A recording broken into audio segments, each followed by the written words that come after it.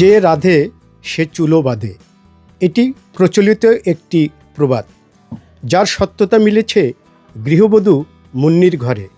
মুন্নি ঘরে বসে কেক বানিয়ে অনলাইনের মাধ্যমে বিক্রি করছেন। নানামুখী চ্যালেঞ্জ আর সীমাবদ্ধতা মাড়িয়ে মুন্নি আজ জয়ের পথে। আজ নবীন এই উদ্যোক্তার গল্প শোনাচ্ছি আমি, রফিকুল আলম।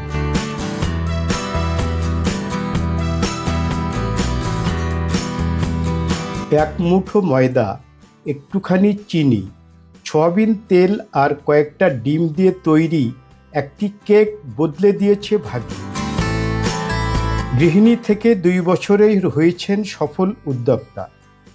দিনবদলের এই গল্পটা বগুড়ার ধুনুটের মাঠপাড়া গ্রামের মাহফুজা আক্তার মুন্নির।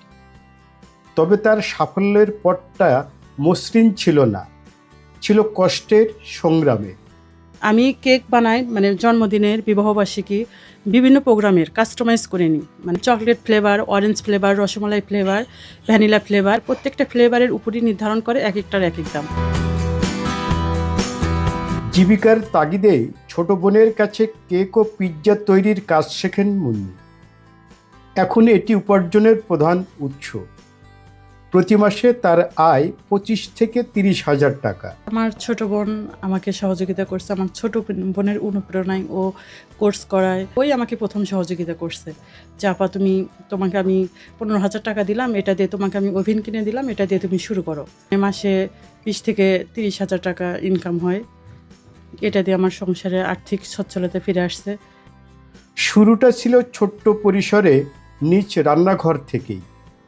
গৃহস্থালী কাজের ফাঁকে কেক ও পিৎজা বানিয়ে মেহাস ফুড কর্নার নামে ফেসবুক পেজের মাধ্যমে বিক্রি করেন মুন্নি। আমার ব্যবসাটা প্রসার করার জন্য আমি একটা পেজ খুললাম। আমার পেজের নাম হচ্ছে মেহাস ফুড কর্নার।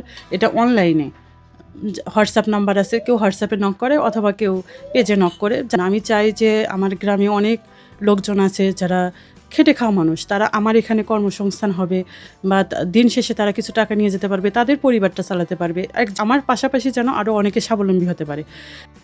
স্বাদ ও গুণগত মানের কারণে দ্রুত জনপ্রিয় হয়ে উঠেছে মুন্নির হাতে তৈরি কেক।